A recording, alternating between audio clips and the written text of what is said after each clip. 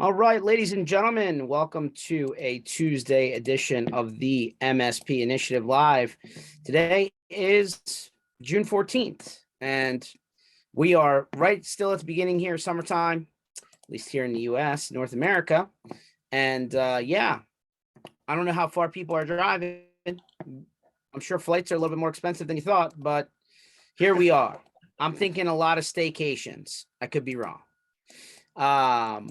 Before we get too deep into it, just getting some general housekeeping out of the way. So let me go ahead and just share my screen. So mspinitiative.com under sessions, this and every other session we've ever done in podcast and video format. Feel free to peruse there. Keep a good eye on our community block parties, several coming up between now and the end of the year, and we'll announce them shortly. Real interesting stuff lined up. And then lastly is the Channel Strong Tour. First leg of the Northeast is here at the end of June. And then we have the second leg in July and the rest of the year online. So you can see weeks 4, 5, 6, 7, and 8 take us all the way through until the end of the year. So love to see you out on the road, hopefully in your backyard. And these are pretty fun. Low pressure, little beers, little sandwich, little networking. So definitely good to learn from the other people in the neighborhood. Without further ado, Mr. Ken Patterson, how you doing today, buddy? Oh, I'm doing wonderful. How are you? Oh, you know, Ken, it's always interesting. There's no dull moments here in George land. In George land, huh? Yes. Technology land and George land. They don't always, overlap, but most of the time do. Yeah, no intersections there, really? Yeah, I said they don't always overlap, but most of the time do. So there's definitely intersection. I try and use technology to make things better sometimes. Doesn't always work, but one can only try. Nice. So my opening thought of the day, and I'm just in the middle of lining up a couple more tabs as I'm talking here. Well, it looks like, generally speaking, the trend, and it could be a little bit off, but Ken, you've been around the block for a long time, can maybe back me up here. Whenever there's some sort of economic disruption out in the force, there's usually some sort of delay by the time it hits MSP IT land, right? Like, I don't know, call it 6 months, call it 8 months, call it 4 months, but there's usually some sort of, bubble, where there's like a delay, right? Right. Not so much now. Why do I say that? Well, here we go. Lots of layoffs coming for technology-based companies, okay? There's a whole list of the kind of publicly, traded guys out here and how much of the workforce they're cutting. And then you keep on going, through, here's Sonic. You keep on going through some of these articles and, you're seeing some pretty crazy headlines. You just kind of peruse through, right? Coinbase, 1,100 laid off. That's that cryptocurrency app, right? A lot of perspectives on why, where, how, right? 25%, 15%, 10%. 20%. It just looks like it's coming from everywhere. Companies that are in the sandbox, companies that are outside of the sandbox. It really doesn't matter. Technology, and this one, it definitely is in the sandbox, and we love the guys over at LineGuard. The technology companies who are venture backed, looks like they're all getting hit, right? They're all getting hit at once. The money people, like, let's face it, and we had Reed Warren on last week, and he said, usually people invest in the private funds and the venture funds because there's a little bit more certainty in return than the public markets. People are people, right? The public markets go up and down like a roller coaster because people react to things. Right. So imagine you started a company, and the way that you funded that company was not through traditional banking and loans, or you didn't put your own money in, you didn't get a second mortgage on your house to get it started. You went out to the street and you took investment money. And now those investors turned around and said, hey, the rules have changed. It's not about growth anymore. It's about profitability and cash flow. So if you can't show me this on your balance sheet right now, start axing them, because that's what we need to see within the next X number of days. Pretty much no notice. Days. It And seemed like hours. See, yeah, overnight, right? Right. So it seems like this is not, we're not immune, right? Now this is hitting home because we're one step removed from the, basically where this money helps build things, right? Helps hire people, helps create technology that really, gives you the toolbox in order to be nimble and do your thing, right? I'm not saying these companies are going out of business, maybe not yet. I mean, some people are going to just have to, where a lot of people can take ideas that maybe in a down market don't have the room to kind of blossom and create stuff. Those are the guys that get hit first, right? You want to call them the nice to haves, or, oh, that's cool, but maybe don't need it, or whatever it may be, right? These are the ideas that don't have enough runway to show that they actually do something, right? And so sounds like a crap sandwich, right? Where, on one side, we talk about all the companies that are getting gobbled up, and now those bigger companies, they have private financing people too, right? VCs, PEs. How did the 6.2 billion ones go through? Maybe they get done before this happens, right? I don't know. But my point to you is all of the other ones, the guys downstream, they're the ones that, ultimately somehow, feel like they get gobbled up by the guys with the big, the stock tickers next to their name, or the big numbers next to their name. They may not even have a chance to get there, right? And I feel like we're, I'm going to get off my sandbox here in a second, but I feel like since let's call it 2017 until now, there's just been this run, right? If you wanted money, just literally put up the sign and people start standing in a line trying to give it to you. I think that time is now over. I think it's going to be way harder moving forward. I think the companies are going to be absolutely scrutinized. It's not going to be about how fast you can grow now. It's going to be about how profitable you can be, which changes the game, makes things a lot more conservative. And frankly, I think that there's some people that won't make it. I think that there's some companies that'll just cut their loss and sell for parts and just get out of it, right? Because that's how people react to a down market. Now, here's the problem. There was no delay this time, Ken. Yeah. I mean, this thing was instant. It's like all the VCs and the PEs got together in a parking lot with a bus. Just kidding. Maybe no bus, but in a parking lot, drank some beers and said, hey, we're going to pull this trigger across the industry. And they did it overnight. So now you got concerns about the big guys gobbling up people and maybe not having the best business practices. You got concerns about the small guys maybe not even being able to make it because they're not having to slash and dash. And then you got everybody else in between those two forces. I feel like this is, I don't know. I'm going to guess, right? I'm just reading the same stuff you guys can read. I think we got a 2 to 4 year run here of just ground and pound. Like you're going to have to rub two sticks together and figure out what you can do, because you can't just spend money just because you have it. I think that time's over. What do you think, Ken? It's hard to say, because it seems like some of these companies play with the money like it's monopoly money, right?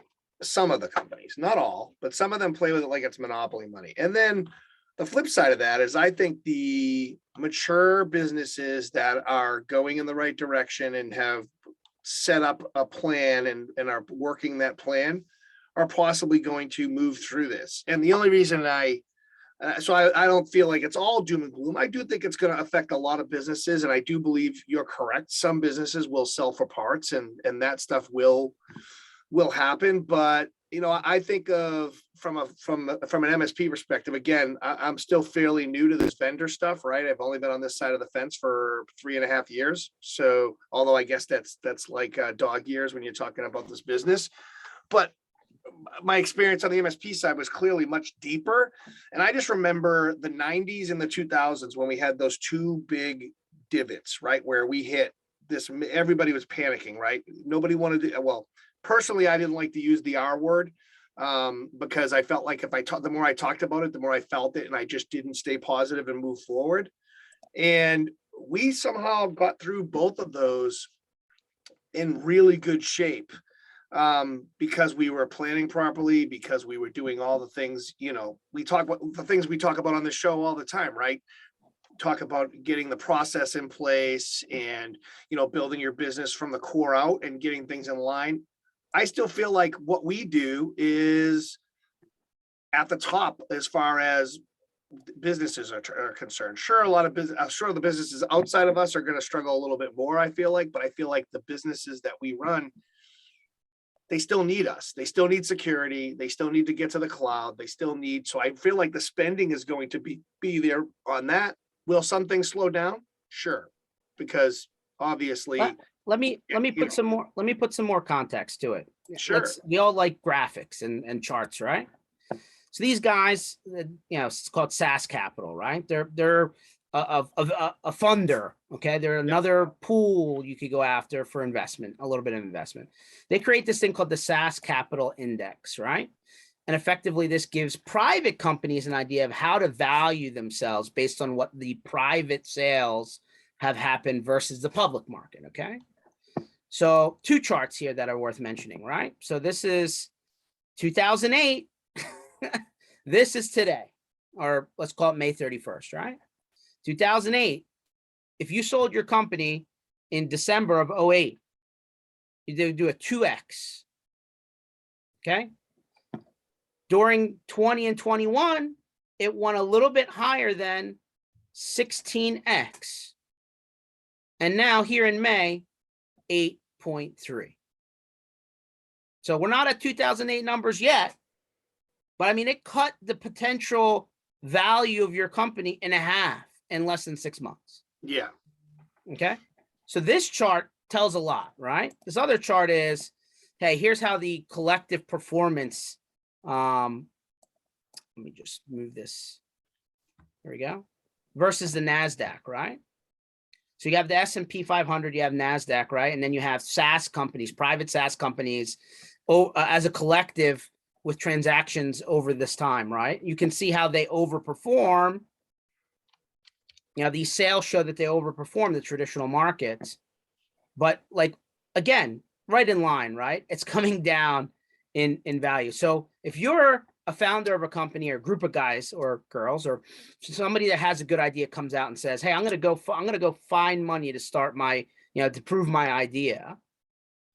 This makes it that much harder to, number one, get money. And number two, ultimately, if you choose to sell your company, I mean, if you didn't, basically this chart's saying, if you didn't sell in 20 and 21, you missed out, right? And if you didn't raise money in 20 and 21, you could have a hell of a time getting that valuation now in order to ultimately raise money.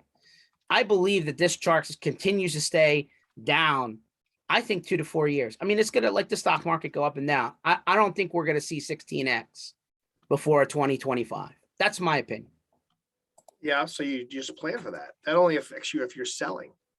No, it affects if you're raising money too, because how people generally raise money to fund their idea is you have to create there has to be a value based on if you're pre-revenue or post-revenue valuation.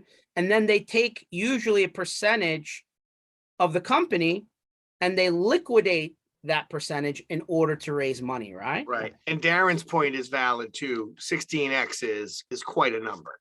Hey, Darren, your favorite company out there, think they have a blue logo? I'm sure you'll figure out which one I'm talking about. They've been doing it on that multiple. All those companies, they've been doing it on that multiple. Yeah. Yes. Now the light bulb just went off, right? Hey, the devil's in the details, right? Not every deal is the same, and it's not all cash up front. Trust me. No, but this is what they've been doing the math on. Now you understand how those companies can get all of those logos, right? Changes the game. What happened to green? Well, I know I've been going on the diatribe. I'm gonna go early, right? And we're gonna have an open conversation. Remember, we're online, we're recorded. But now you guys understand how the math works. When somebody shows up to your front door and says, on no revenue, zero revenue, we're going to give you a $5 to $8 million valuation. You haven't even proven your product yet. So that's how people raise money, guys.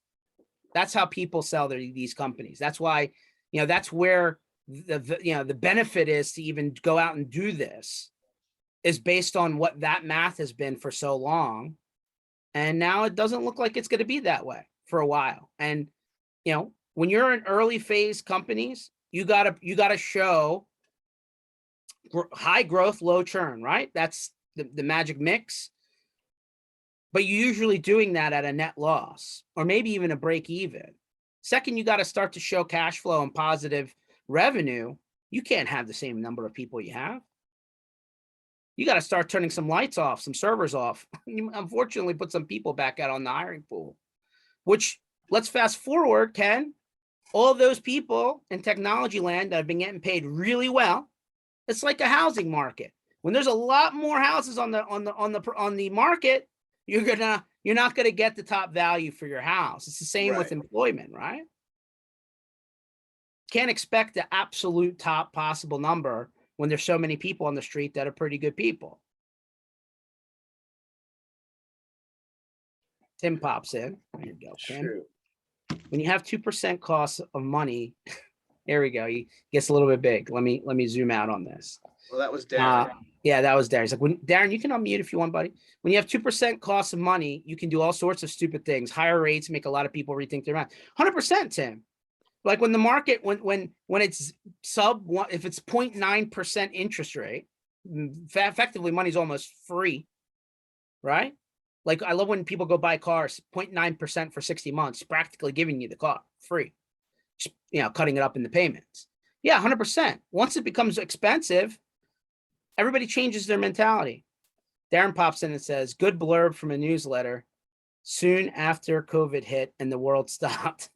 Okay. The Fed jumped in to stabilize the foundation of our financial system, quote unquote, the bond market, 4.5 trillion of security purchases. It was followed by an additional 3.6 trillion of U.S. government money, first to businesses and then to consumers directly through extra unemployment benefits, child tax credit, payments, checks in the mail. Today, we find ourselves in a place where all that helpful stimulus money is unwinding. Since the start of the year, the market has been trying to find the correct expectations of the future. So while the ignition for this drop was Friday's inflation report, plus 8.6% year over year for May, the great dividing factor is still a question centered on valuations.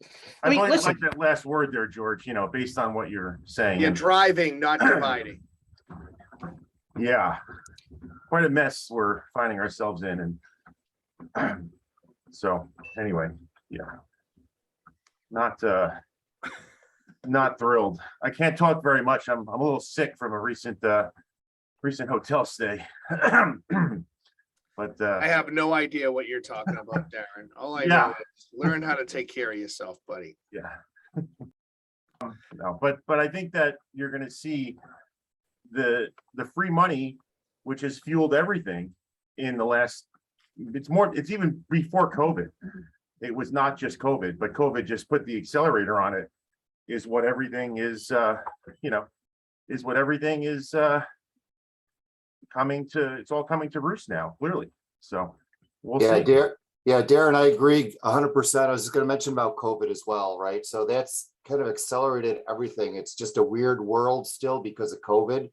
And I think that the government was doing a lot of all it could to keep the economy humming along. And I think they did too much. I think the Fed did too much, the cheap money that's out there. Kind of reminds me of the, for those that have been around a while, the housing bubble of way back when if you could fog a mirror, you could buy a house, right? So this is the housing bubble in business is how I look at this. But that said, George, I love the chart you had there on the SAS Capital Index. So, there are. Let me show it again. Here you go.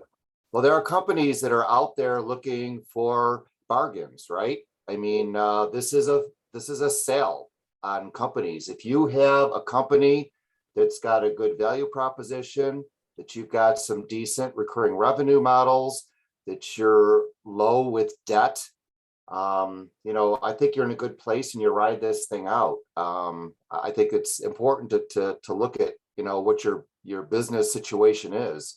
I'll tell you what, we're out there looking for an acquisition again. Because we think the valuations now are so appealing at the moment. And we work with a lot of large distributors as clients. They're doing the same thing. So, if you've got a good business model, it might be rough for a few years, but I think that you stick with it and you ride through it. I mean, what are you going to do? Say, I'm done? I mean, you can't really sell it now unless you're going to take a hometown discount if for nothing other than, something nice to call it. I mean, here's the thing, right? Like, if you're high growth and high profitability, you're always going to win. Yep. I mean, that's the answer. But in VCPE land, it's always been high growth. Forget about the bottom line. I mean, within reason, Yes. right? No, you're right. Yep. I mean, now the bottom line actually matters. How do those lines work together? I mean, it's not easy. And that hasn't mattered for a few years, the bottom line, right? Well, I think part of the problem now is going to be people are obviously want the safe bet, right? I mean, that's not necessarily a problem. That's just a reality, right? People want to make sure that they're investing in things that have a high likelihood of actually winning rather than I'm going to take a risk. And if it doesn't work out, well, if I do 10 at a time, I only need 1 or 2 to win and the rest, it's a wash, right? I don't think that you can have that same mentality in the current market situation. So, these things don't turn around overnight. I think it's going to take years. And, I wonder if that's going to and again, let's say you're an MSP, you're in the position to maybe sell your company. Does that, we had Reed on last week, but does that same effect trickle down to what's happening in MSP land for mergers and acquisitions? I got to think that it will. Oh, absolutely. I think it does. Yeah. And again, I think it's a matter of, how well you've got a match in terms of, skill sets and the things that you're looking to either add to your portfolio and so forth. So I think there's opportunities out there, with companies that have the right mix that might, this is a time, I think to reassess your business. I think it's time to take a look and say, you know what, is this something that I ride myself through? Is it an opportunity possibly for an acquisition for the right company that might be quote unquote on sale? So, I mean, you're right. The dynamics have changed. And I think the mentality needs to change as well in terms of how you decide to get through these next few years. I think, and the people who are like, hey, listen, I just run my business. I do well. I'm as lean as I can be, right? Without, duct taping and bubble gumming and band-aiding. Like, those are the people that are creative and resourceful. This is where those people shine, right? Like, absolutely. The smaller companies can pivot so much quicker, right? And it's really a huge advantage, I think, for smaller companies. Bigger companies just have a difficult time doing that and doing it quickly, right? Well, those are huge advantages. Yeah. And if the bigger companies are doing the same things, Brian, right? If they built in the right profitability where they can take some hits in certain places without having to, basically let everybody go or pull back or do some of the things that we're seeing happen right now, it'll definitely work out. And you're right. From an MSP perspective, I think the MSPs that listened and built out their core of their business, like we talked about before, they did traction, they know where everything is because they have process and procedure in place. They know when they're going to get lean and when they're going to not, when they're running at full efficiency. So if they're already running efficient, they're going to do okay through this. Exactly. Yeah. But the ones that I question, and George talks about this all the time, is what about the vendors that have been spending money willy-nilly like crazy? Like, we're surprised at some of the things that are happening. How is that going to get affected?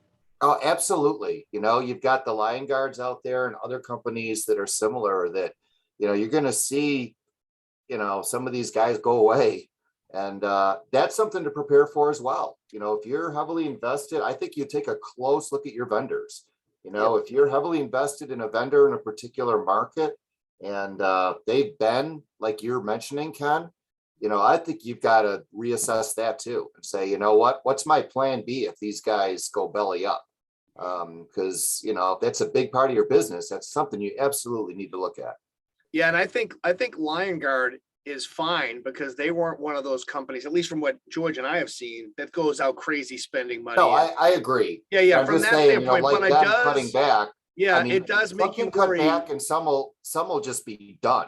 Right, yeah. You I know think the what Lion difference. Guard is doing, that's part of their planning process, right? They must have had a mechanism in place that said, whoa, we're hitting some kind of reflection point and we need to take action. And like George said, it seemed like it was pretty much overnight.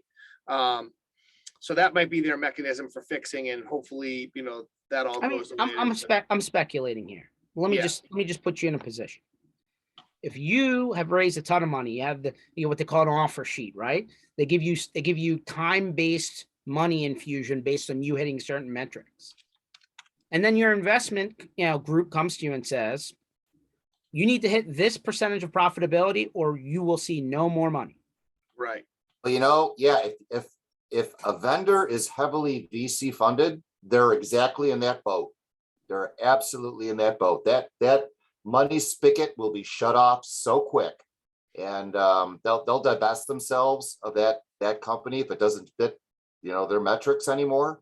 So that's something, again, to keep an eye on. You know, you hit on something really important here, Brian. And I love the aspect of going positive instead of going negative. It's another opportunity, right? You got to look at your operational efficiencies. You have to look at your total business efficiencies. And part of that is reevaluating your stack and making sure that, you know, you're invested in the right things, because everybody knows when something happens with one of these vendors and it changes on the fly, how much pain that causes you when you have to either explain it to your customers or even make that change on the back end when it takes hours of time to make that switch if you're not ready for it. Absolutely, right? And you don't want the vendor making that decision for you when they disappear, right? So, you know, do your homework ahead of time. Have a plan B, I think, is important. And again, I think that it's important to, the market is always emotional, right? Both on the positive side and the negative side. It always overreacts, and just keep that in mind, and just don't do that to yourself either, right? Yeah. Don't sell yourself short. You know, you only end up, you know, getting less value for your company if you choose to sell in a panic, right? And if you've got a good business model and it's solid, you know, you suck it up for a couple of years, you do what you got to do, you get through it, and the valuations will go back up again. You know, I think 16x is crazy, but you know, it'll get above that 8. But hold on, Brian. Yeah. So, all right, we're in this world of, hey, we just need to cut the fat. We need to start, you know, tightening the belt, whatever, every cliche you want to throw at it. So like, we got a little bit of a precursor to this, right? And we kind of like said, Elon's crazy, right? We said, oh, he doesn't, you know, what is he talking about, right? When he came out and said, hey, if you're not going to work from the office 40 hours a week, find another job, go somewhere else, resign, right? That was a precursor, right? Yep, absolutely it was. Check this out. Amazon engineer sues for work from home costs. Employees may not like it if he wins. Of course, this is in California. I digress. I mean, it's just where it is. He says, hey, electricity, internet, all these other things that you would practically had to have purchased, right? You can't have a house without electricity unless you like to live with the Amish. And you need internet. I don't know who doesn't have internet in the practical world. But basically, this lawsuit is, hey, these things should all be covered and you should have to pay. And like, you can't even figure out the difference of what you would have paid if you weren't working for this company versus if you did. You know right? what's funny about this article, George, is Darren Cirillo was on a panel last week where he got sick. And he basically said he's been doing the work from home thing before COVID, and his people absolutely get compensated for whatever they need at their home. Well, am I wrong about that, Darren? In the context, let me lower my treadmill here. Hold on. Whew, hold on a second. Okay. The context was different though, in that we were talking about retention and how to keep, how to avoid the need to have people circulating through and keeping them happy. One of the things I said was you shouldn't be given that I had made that decision a long time ago, I made it clear that in doing so, I would absorb the costs that they incur for, for having that, and make it a perk in that if they need new equipment, or I do cover their internet, I mean, I cover their phones, it's just something that for me was a no-brainer to help keep them happy in that scenario. Well, yeah, and Darren, also you had a little bit of extra cash because you no longer had an office to pay for every. Well, right, exactly, and they knew that too. So it was like, okay, so is this going into his pocket, or is he? And that's why when they need new stuff, I mean, literally a guy today said, hey, 2 of my monitors are 3 years old, and I have these other 2 new ones that are so much better, and I don't, and he was kind of, it's like, I know what's going on in the world and inflation, but I'd love to have these. And I said, no problem. And I just ordered them because not that I want to go spend, $600 on new monitors every week, but just as an example, just keeping them happy and not wanting to look for somewhere else. Yeah, Darren, that's a good point. 80% of our organization is remote, right? Or we're spread throughout the US and Canada. Very few people at the home office that we have on Long Island. And I think it was far easier to adjust because, for COVID, because we kind of were already there. And I think you also have to have the right type of employees as well, right? That are going to be productive, that aren't going to get distracted. I'm not sure everybody is a good at-home worker. I'll just put that out there. But what do you have a magic test that tells that? Because I haven't found that one yet. Well, I think the only way to tell is their level of productivity with the company. There's ways to judge that, right? Yep. I mean, if you're a salesperson, if you're an engineer and you're billable and so forth, if you're a programmer and you're adding value there, I think over the course of several months. But Brian, you may need to be 6, 8, 9 months in before you can figure that out. You know what though? I mean, if you have an employee in the office, isn't that the same case? Yep. Much A faster. brand new employee? Much faster. I'm not so sure. In Okay. the IT world, especially if you have an area of specialization, I don't know if you can do that even in the office at less than 6 months. I mean, on occasion, you may have something really obvious where they do something really crazy, right? Which causes disruption or something, right? But Right. outside of that, I don't know if you can determine that for sure in less than 6 months. Yeah, George, I think you're assuming that just because they're in the office, you can be there and work with them, but you're going to be busy too. The same way. I mean, that you listen, normally would be. I hate to go back to cliches. I'm full of them today, usually, maybe. The locker room usually polices itself to some degree, right? I mean, if, you can tell if the dude next to you isn't putting in the time before it even gets to the boss. And like, if they're not doing their job, guess who has to offset? You and everybody else working in that little team. It doesn't feel good. You bring up something, and I just talked about with another friend. I mean, I think so many of these work from home scenarios, it just really depends on what you're specifically doing, and then the monitoring aspect. I mean, I can't tell you how many people I know that have the jiggler device, and it's just become kind of like, well, yeah, we know we're monitored, but that's all they're checking for, and we keep it in all the time, whether we're sitting at the desk or not. I mean, it's like the jiggler device, by the way, he's talking about something that makes it look like your computer's active, so that your status always looks like you're online. That's like the equivalent to the guy that says, oh, my screensaver in the office is like a bunch of spreadsheets and PowerPoints open, so that somebody walks by my desk, it looks like I have a lot of work happening. Right. And it's the same thing. Yeah. See, I don't know. I think you look at productivity, right? Are you adding value as an at-home worker in your area? And I think that you've got an ability to go ahead and assess that for the most part, depending on what you do. If you're a programmer, if you're a consultant, if you're a salesperson, there's metrics around that. Frankly, I don't care how many hours somebody puts in. If they're highly productive and they're producing, that's what I care about. I think it's the exception to the rule where you have a very, very productive person. I'm not saying productive. I'm saying rock star who's also a remote person. That's a unicorn. I think there's few and far between of those people versus the people that are okay working remotely and it's passable versus the people that are just absolutely not built to work remotely and they just get lost in the sauce. I work remotely. Yeah, you know what though? I think some of it's culture. If you've got a whole bunch of, if you want to call them rock stars, I think if you got a bunch of people that are doing really solid work, I think that there's self-pressure that's put on people to say, you know what, I better do the same. If I like the culture of this company, I like the freedom, and I love the people I work with, and I don't want to let them down. I think culture plays a role too, but I do think that the folks that can't manage that do weed themselves out relatively quickly. And I will still say relatively quickly is 6 months, at least in our world.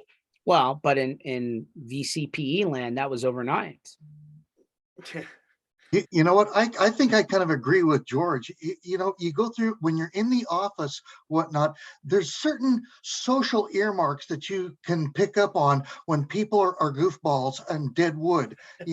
They're going through and they're coming in late. They're going through and they're taking advantage of break times, and just all kinds of things like that you can see, and you can pick up on that stuff really fast when you're sitting there and you're looking at people all the time. But then I believe that there are some people who work very well from home for things like that. But I don't think that's the majority of people, and I think that's watching them, seeing what they're doing, just not even looking at a work metric, just watching them socially, I think is very telling. Yeah, I agree think with that. it leads back to, again, Brian used the key word, metrics. What are we doing to measure this? If there's no measurement, we're just throwing them out there and saying sell or do tickets or whatever, and there's no metrics in place, there's no process in place. And by the way, it rolls all the way back to how we interview. Are we asking the right questions? And I get it. There are people who can sell us on the job better than they sell anything else when they get the job. I get that too, because George Professional and I interviewers. Yeah, professional interviewers. I get that, but getting better and better at the interview process, knowing what questions to ask and how to build forward with that, and then laying down expectations with actual metrics that measure that. I agree with Brian on the fact that I don't care what they're doing. If they're hitting all their goals, I've never been a big fan of the micromanager or staying on top of them from that perspective. Now, Brent brings up a valid point. There's the flip side of this, of just from a social standpoint. I love certain aspects of the company to all be with each other, right? I love my engineering team to be able to be working and hear each other do stuff and then be able to pick up on it and say, oh, George, I heard you were working on this thing. I see that. Those are things that don't get done remote, don't get done in teams. So don't get me wrong on that. But there are positions that I believe that you can get that unicorn, as George said, if you're doing the interviewing right and you're setting the metrics and you're putting the process and procedure in place. I think the status quo, right? And correct me if I'm wrong. I don't know if this is I'm pretty sure it's state by state, but like usually you can do like a 90-day, no harm, no foul probationary period. Yeah. I've yet to find somebody be able to successfully do 6, 8, 9, 12 months. I don't know. Maybe it could be done, but like 90 days isn't enough time. Especially if you're trying to train them on how to do their job and they haven't actually gone out and done it yet. I think it takes way longer for them to be more successful remotely, especially if they're new. And I believe that timetable is way more truncated in person than it is remote. All that being said, I think like this Amazon lawsuit's or against Amazon in California. I think it's a little bit funny, but hey, it could set a precedence, right? Where companies are like, psh, put them back into an office. Could turn that whole trend back around. Hey, working remotely isn't a right. It's you've won the ability and proven to us that you can be productive, like Brian said, and now you get that as a privilege. I don't know. Could flip the paradigm around. I think that's a good point. You know what? I think you're right. I think if you've earned the right, I like that. If you've earned the right to work remotely, you've proven that you can. Again, it's a privilege I think that you've earned. And if you've struggled, I guess there's two paths. One might be to bring you back into the office if the company's really lenient with you, and the other is worse for you. But ultimately, as George said, it doesn't matter. It's more the person in that sense, because you could be in the office and unless you're being actively monitored on a physical basis, it could really be almost the same thing. So there was a chart somewhere I found that how to determine a good work from home person. I have to find where I have that. It was actually very interesting. I'll let it be my homework for you, George. Okay. Hey, go for it. I mean, listen, I don't know if it's a spidey sense, a sixth sense, but like there's just a feeling, right? Is this person jiving? Is there a personality clash or not? Do they seem to be getting it? Do they feel like they're confident about their thing?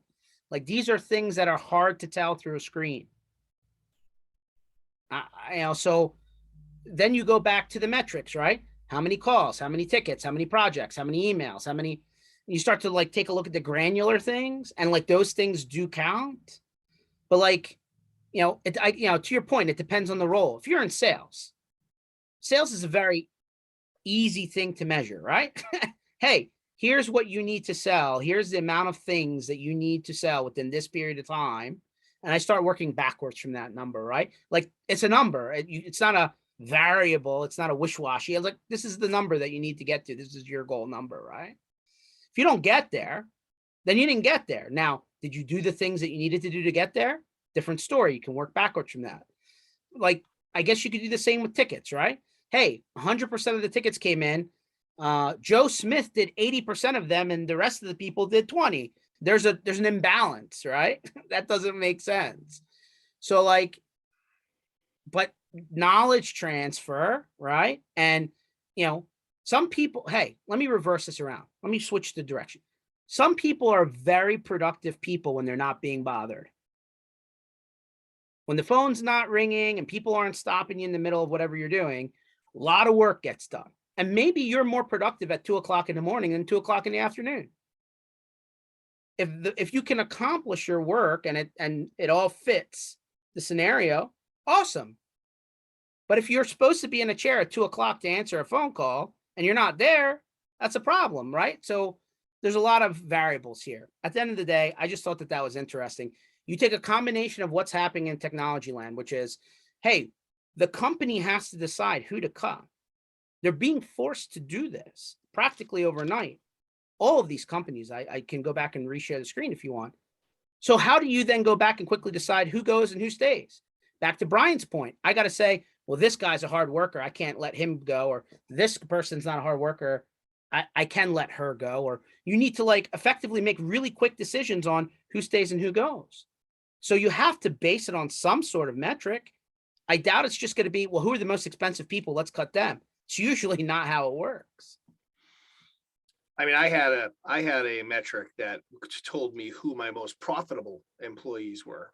And I might be able to dig that spreadsheet up, but it took into effect every single cost of the business and associated with each employee. And so I had a person. How long did it take you to build that, Ken? Because I can tell you a lot of people don't know that number. Yeah. I mean, I have it.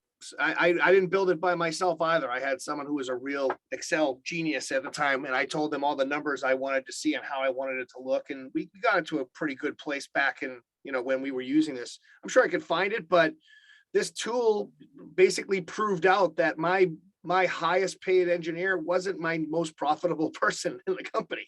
And so, not that they still weren't doing a great job, but you take a different view at how efficient people were being, who was the most profitable and why. We broke it down and got it to that level. And it was pretty cool. It allowed us to really see that some of the people who are getting paid less weren't necessarily doing less, and their job didn't mean less. We started to figure these pieces out and realize, holy crap, this person's really profitable. And then I started deciding on how I was going to pay these folks by this profitability, and it started to get really good. Absolutely, Ken. Again, it really comes down to the ROI for the company per person.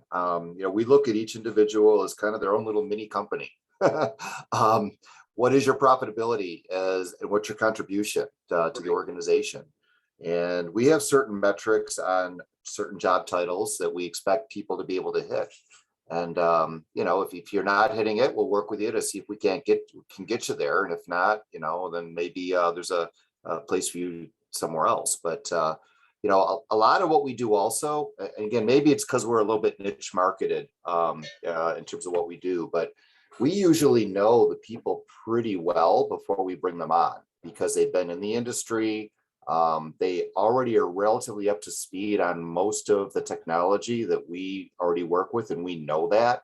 So maybe it's a little different than maybe what some others are dealing with out there. So we've got a pretty good bet by the time we do a hire of what that person already is like. Well, So, you're definitely not doing the posted on job boards, no, LinkedIn jobs, absolutely not. Indeed. And Let's you know go what? through 10,000 resumes. No, and that can be painful, George, as well, because, you know, if you're not willing to go ahead and do that level of investment to train somebody from ground zero, which we typically don't do, it basically means you've got projects that you put off for, you know, 4 to 6 months, and not every client likes that. So, you know, you've got to strike a balance there as well. So that's never an easy decision to make, but that's largely what we usually do. It's a very good position to be in. And frankly, and honestly, the spreadsheet is what pushed us to its pay for performance, which was another piece that really changed our whole business because the books were open to the whole entire company. Everybody knew when we were profitable. They knew when we weren't profitable. So that helped everybody get. But I mean, I literally had payments for people washing the vehicles, you know, every little step. I'll tell you what, everybody asks me all the time, well, how do you get your checks to close tickets? How do you get your checks to put in their tickets? They were part of the pay for performance. Tickets were never, ever left open. That went away when we started doing the pay for performance piece. So just another little piece, tidbit there, when we shifted the whole back thing to pay for performance and we tied the tickets open and closed to that. We tied cleaning the vehicle. We tied replenishing the tools in the vehicles, everything to a percentage of that pay for performance. And when we were profitable, everybody got extra money. You know, Ken, that's a great point, and I agree totally. I think you've got the individual rewards that you set, and they get compensated accordingly. And then as a company overall, you know, one of the things our company does that I wasn't crazy about, I got to tell you, you know, I came from a large organization before I went to work for this company, which, you know, we're roughly 50 employees. You know, they had no matching for, you know, 401k, and I wasn't pleased about that at the beginning, but they said, you know what we do is we reassess everything in October or November, and we'll go ahead and do a significant contribution if the company does well. And I've done the math. I've done better that way than I did with the matching funds by quite a bit, you know, than the company match. So it all comes to that culture, I guess, that you establish with people, both individually and as a company. Yep. it's gonna be, I think the next couple of years is gonna be very intriguing. I really do. And I don't know if I can say this is another 2020. I think 2020 and 2021 hopefully is a 100-year thing that we don't experience anytime soon. Right. But this could surely be a 2008. And that wasn't exactly a good time either. I told you stockpile those Chick-fil-A points. You know, Hey, we were ahead of the game. Between me and you, we could have like 5 Chick-fil-A and I franchises. just found the only good thing this week is I opened a drawer and I found 5 you know, comp cards from a poor service experience that all expire on June 30th. So I gotta get over there and Chick-fil-A party at Darren's place. Yeah, enough. I could probably eat on free Chick-fil-A points for about 6 months. What do you think? never Not know. the way you eat. Yeah, it's true. Darren couldn't. Darren, I could not. I get it. I get that. Yeah. Grilled chicken, Darren. Grilled chicken. Not the problem. Come on, guys. It's all about raising Cain. Come on. I'm gonna go on the truth box, although I'm always very upfront. I've never had it. Oh yeah. You're not. I'm gonna you're have not to like missing make much. it a point. to get Oh, Yeah, there. I'm missing Darren, cut it out. Darren's so loyal. He even said that Gus's fried chicken wasn't that good. This is a little Nobody too says spicy that. for me. A little too spicy for me. I'm Too not. spicy. I That's can't handle just the spice, sad. Ken. No, Sad. I'm Cane's a is mild. Is that kind of why guy. you don't like Raising Cane's either? Because Raising Cane's is good. We almost had it on a bus, but we went the wrong way. Remember? Yeah. I was looking forward to it. come to Fresno, California.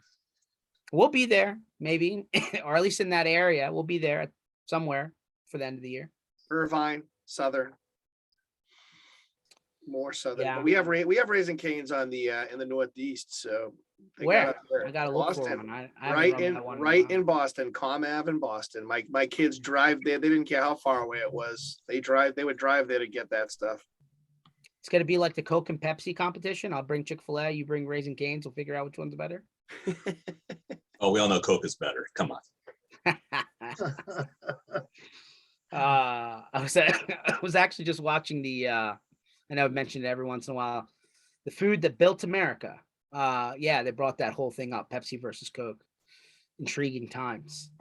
So if this is 2008 and if this is 1998, what do you guys predict for turnaround?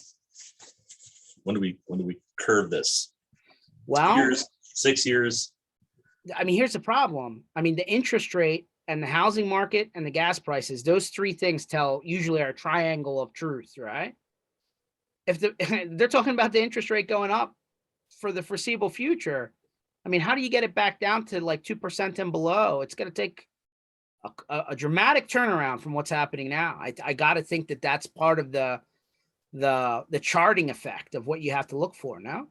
Yeah, I think so too. I think that the Fed was slow to react. And that's always easy to do in hindsight, by the way. I mean, I would not want to work for the Fed. I think it's a very, very difficult job, but hindsight says, that they've reacted too slowly.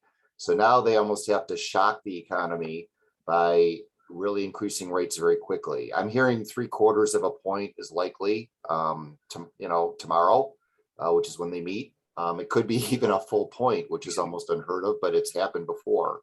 I don't think that happens without some major shocks that occur. And again, as far as how long it lasts, I guess it depends on, whether there's the proverbial soft landing, right? Can they get this right and catch up? Or do they drive the economy into recession, which means it's going to last longer? I think that the jury is very much out on that, as far as I can tell. Somehow Russia just dropped their interest rate. I guess a lot of people are buying oil in rubles. I guess so. And I think India is part of that. I think we got to have a hard conversation with India. I hear they're buying a lot of Russian oil these days. I hear that too. Yeah, back to your question, how long is this going to last? I said 2 years plus. That's my prediction. I could be wrong. It's recorded. Come back and check me. But that's my crystal ball. I say at least 2 years. And frankly, could be a bumpy ride. So I think the same thing that everybody did during, like, when the pandemic first got started, keep in touch with your customers, right? Figure out what their situation is. Ask them the question. If they do run into an issue, what's their plan? So that you have an understanding of where they might be going so that you know how to react. I mean, it's the best way. It's the most direct way. It gives you a little less guessing to do. But I really feel like, I think a lot of people, benefited from a lot of COVID money, right? I mean, that helped, right? Nobody's going to argue that. But now, when the going gets tough, you're not getting another one of those, right? You're not getting another free cash out from Uncle Sam. So Yeah, well, and you bring up a good point, George. And on top of that, try to extend the same things that you're doing in your business as an MSP, let's just say, to your customers. Show them the things that you're making yourself more efficient. That's something that we don't do a lot of, and we should be. I feel like that's the next opportunity. If you found ways to make your business more efficient, why not share that with your customers so they can make their business more efficient? Because obviously, if they're better, you're better. And also, they're never going to change from you because you've done more than just be their IT guy. You're not just giving them gadgets and gadgets. So for me, if I was back in MSP land, that's where I would be back to. I would be working with them on their efficiencies. What are they doing to make sure that they have the metrics and the process and the procedure in place to make their businesses run right? Then they're not saying, hey, the first thing I'm cutting is IT, because they just don't know any better. Yeah. And hey, listen, like I said, there's usually a delay, right? I just don't think that delay is in place right now. I think very soon there's the reverb effect that's going to just like a wave, right? Come right through the industry. So I could be wrong. I don't think I am. I don't want to make a wager on it because I think I'm, testing fate, but I would say err on the side of caution, guys. Actually, that would be good, George. Why don't you make a wager on it? Then it won't happen. We'll come back earlier and we'll be all better. How many Chick-fil-A points can I put on the table? Guys, really appreciate you guys jumping on. Ken, as always, I know you're a busy guy. Thanks for jumping on. This session was recorded. Go back, take the time, take the date. You can come back and quote me and see if I was right. But the headlines definitely are not what I wanted to see this morning. And that's why I use it as a topic of today's show. Thanks for watching. Thanks for joining. This was recorded. It'll be on mspinitiative.com under sessions. Remember, Tuesdays and Thursdays, come back here every day, every time, 1 o'clock Eastern time, and keep the conversation rolling. Thanks, guys. Thanks, everyone.